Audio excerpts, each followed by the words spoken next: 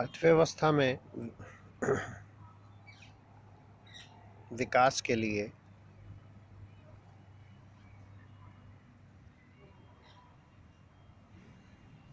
औद्योगिक क्षेत्र की महत्वपूर्ण भूमिका होती है।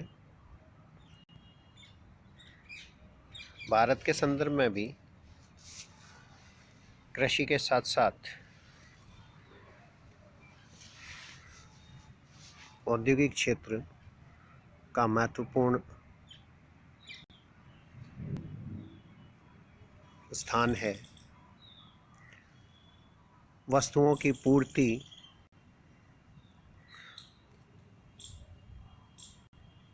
रोजगार, निर्यात के संदर्भ में औद्योगिक क्षेत्र महत्वपूर्ण होता है। औद्योगिकरण के लिए वित्त महत्वपूर्ण साधन है। वित्त के बिना औद्योगिक विकास की गति संभव नहीं होती है। उद्योग को स्थापित करने के लिए, स्थायी संपत्ति बनाने के लिए, कार्यशील पूंजी के लिए अर्थात मशीन, भूमि, यंत्र खरीदने, कच्चा माल या मजदूरी भुगतान के लिए वित्त की आवश्यकता होती है।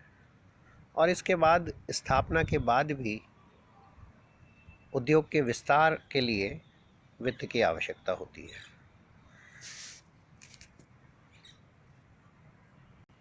औद्योगिक वित्त के लिए जो स्रोत हैं उनमें पहला है जनता के द्वारा अंश के रूप में विनियोग, शेयर के रूप में विनियोग।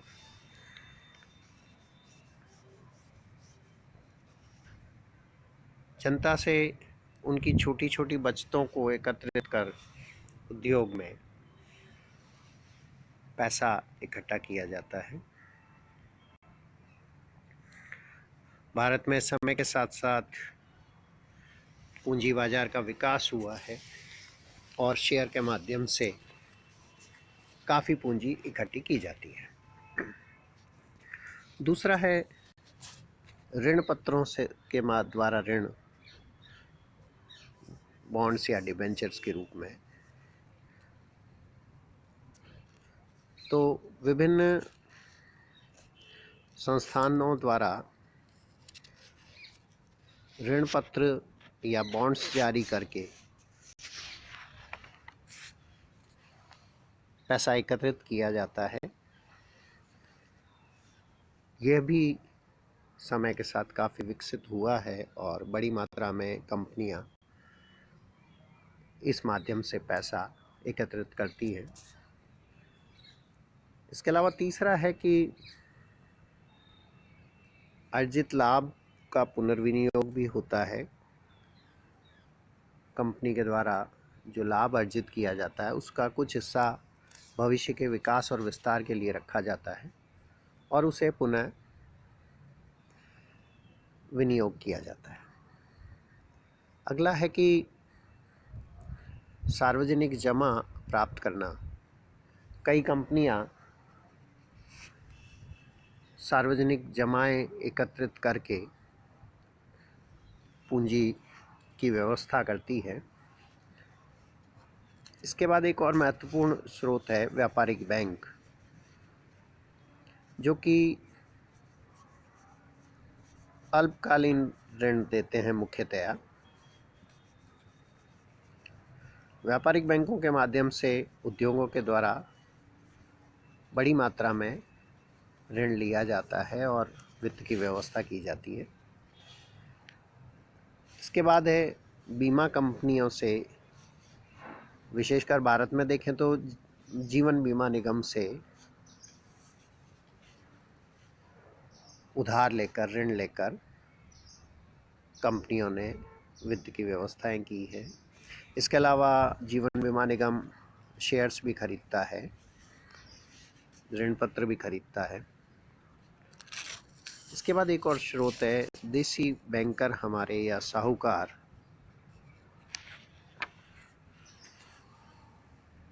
विशेषकर यह स्रोत लघु उद्योगों के लिए बड़ी मात्रा में पूंजी उपलब्ध कराता है। बड़े उद्योगों के लिए या दीर्घकालीन ऋण तो दूसरी संस्थाओं से मिल जाता है, लेकिन लघु उद्योग अल्पकालीन ऋण इस स्रोत से मुख्यतया लेते हैं। इसके अलावा अन्य स्रोतों में सहकारी समितियां हैं, विशेष संस्थाएं हैं।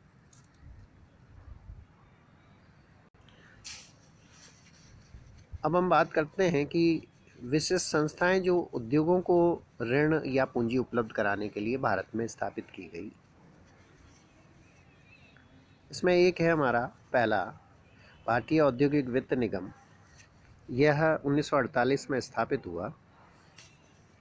बाद में इसे 1993 में कंपनी के रूप में पुनर्स्थापित किया। इसका उद्देश्य बड़े उद्योगों को मध्यकालीन और दीर्घकालीन ऋण वित्त व्यवस्था उपलब्ध कराना है। यह निगम ऋणों की गारंटी या ऋण देकर उद्योगों को वित्त की सुविधा उपलब्ध कराता है और विशेषकर बड़ी अवधि के ऋण, दीर्घ अवधि के ऋण, 15 से 25 वर्ष की अवधि के ऋण दिए जाते हैं उद्योगों को इसके द्वारा।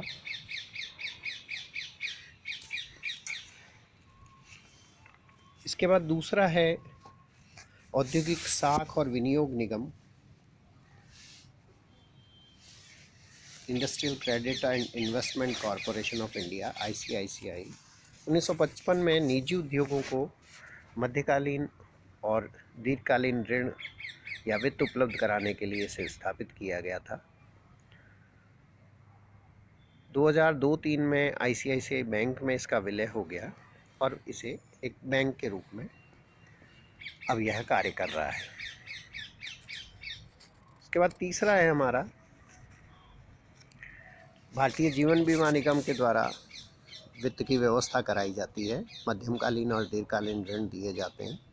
इसके अलावा कंपनियों के शेयर्स और डिबेंचर्स LIC खरीदता है। LIC के माध्यम से कंपनियों को काफ़ी वित्त उपलब्ध करवाया गया है। इसके बाद है कि औद्योगिक वित्त निगम, ये 1964 में स्थापित किया गया, IDBI।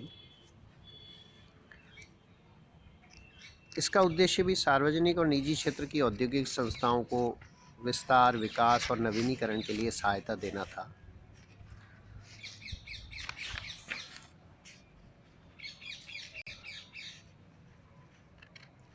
औद्योगिक इकाइयों के लिए वित्त की व्यवस्था यह करता था, पुनर्वित्त की व्यवस्था करता था। 2004 में इसे भी बैंक के रूप में बदल दिया गया और अब यह बैंक के रूप में कार्य कर रहा है। अगला वित्तीय विशेष संस्था में हम ले सकते हैं भारतीय लघु उद्योग विकास bank, small industries development bank of India, SIDBI कह लें हम इसको। इसकी स्थापना 1989 में 89 में हुई। इसका उद्देश्य लघु उद्योगों को